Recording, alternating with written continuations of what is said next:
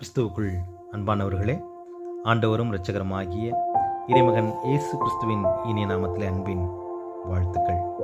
இந்த நாளிலும் கூட நாம் தியானிக்கும்படியாய் எடுத்துக்கொள்ளப்பட்ட வேத பகுதி பரிசுத்த மத்தேயு 5ஆம் அதிகாரம் 4ஆம் வசனம். நீங்கள் ஆறுதல் அடைவீர்கள். துயரப்படுகிறவர்கள் பாக்கியவான்கள், அவர்கள் ஆறுதல் அடைவார்கள்.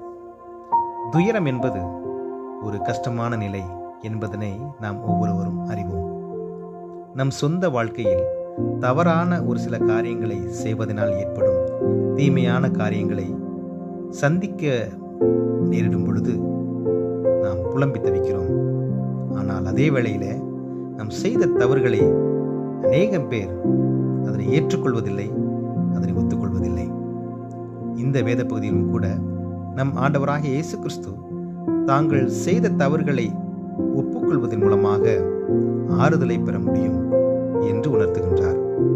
நாம் செய்த தவறுகள் நிமித்தமாக குடும்பத்திலோ, பணி செய்கின்ற இடத்திலோ, திருச்சபையிலோ, படிக்கும் இடத்திலோ நாம் செய்கிற தவறை ஒப்புக்கொண்டு அதனை குறித்து உண்மையாகவே மனம் வருந்தி துயரப்பட்டு மன்னிப்பை கேட்டு பெற்றுக்கொள்ளும் பொழுது நாம் ஆறுதலை அடைய முடியும்.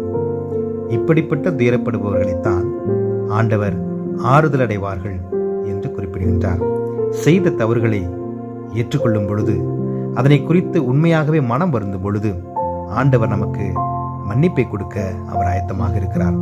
நாம் செய்த தவறுகளை துயரப்பட்டு ஆண்டவரிடத்திலே அறிக்கை செய்து அதன் வழியாக மன்னிப்பை பெற்றுக்கொள்வோம், ஆறுதலையும் பெற்றுக்கொள்வோம்.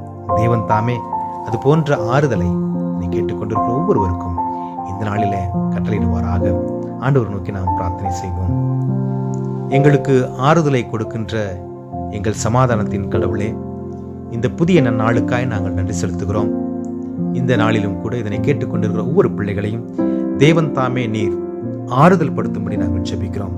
ஒருவேளை அறிந்தோ அறியாமலோ செய்த தவறுகளின் நிமித்தமாக துயரங்களையும் வேதனைகளையும் சந்தித்துக் கொண்டிருந்தால் அவற்றிலிருந்து ஒரு விடுதலையை உடைய பிள்ளைகள் பெற்றுக்கொள்வதற்கு இந்த நாளிலே நீர் கிருபை செய்யும்படியாய் நாங்கள் ஜெபிக்கிறோம்.